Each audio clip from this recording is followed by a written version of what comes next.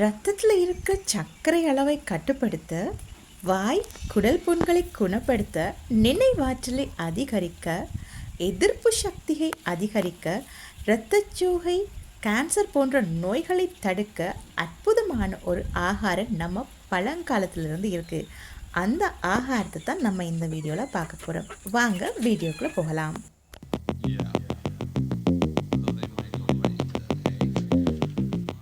Video பார்க்குற நீங்கள் எனக்காக ஒரு லைக் போட்டிங்கன்னா அது எனக்கு இன்னும் உற்சாகத்தை தரும். நைட்டு சமைச்சு மீதமான சோறு தண்ணி ஊற்றி வச்சுருந்தேன். உங்களுடைய தேவைக்கேற்ற மாதிரி சோறு போட்டுக்கோங்க.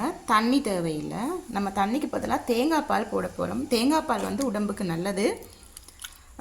உங்களுக்கு குடற்புண்கள் ஏதாவது இருந்து சொன்னால் அதை தேங்காய் பால் சீக்கிரமாக சரி செஞ்சிடும்.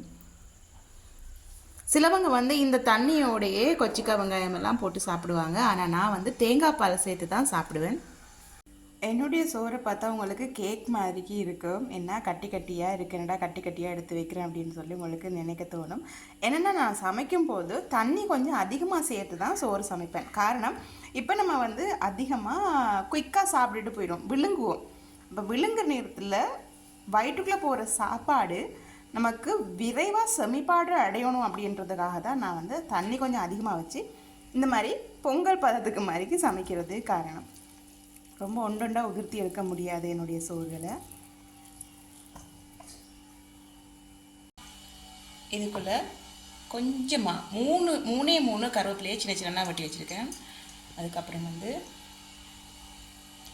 பச்சை மிளகாய்,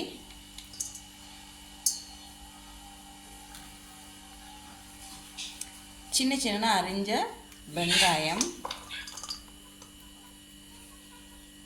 அதோட உங்கள்கிட்ட ஊறுகாய் இருந்தால் ஊறுகாய் சேர்த்துக்கொள்ளலாம். அப்படி இல்லைன்னா லெமன் சேர்த்துக்கோங்க, இல்லாட்டி லைம் சரி நீங்கள் சேர்த்துக்கொள்ளலாம்.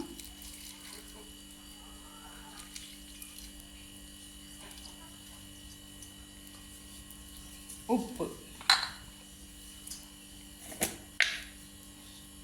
உங்களோட தேவையான அளவுக்கு நீங்கள் உப்பு சேர்த்துக்கோங்க. நான் கொஞ்சமாக சேர்த்துக்கொள்கிறேன் உப்பு. நீங்கள் சோறுக்கு உப்பு போட்டு சமைக்கிறவங்களா இருந்தால் உப்பு பார்த்து சேர்த்துக்கொள்ளுங்க. நான் சோறுக்கு உப்பு போட்டு சமைக்க மாட்டேன், ஸோ அதனால் கொஞ்சமாக சேர்த்துக்கொள்கிறேன்.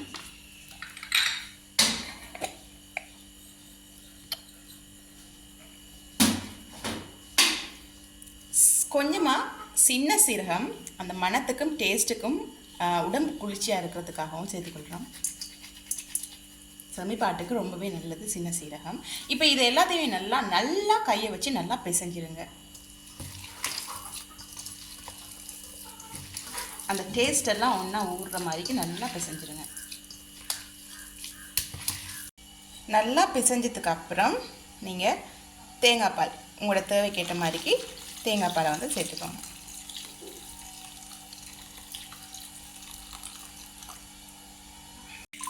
குறைந்தது வாரத்தில் 3 தடவையாவது இந்த மாதிரி சாப்பாடு செஞ்சு குடும்பத்தோடு உட்காந்து சாப்பிடுங்க.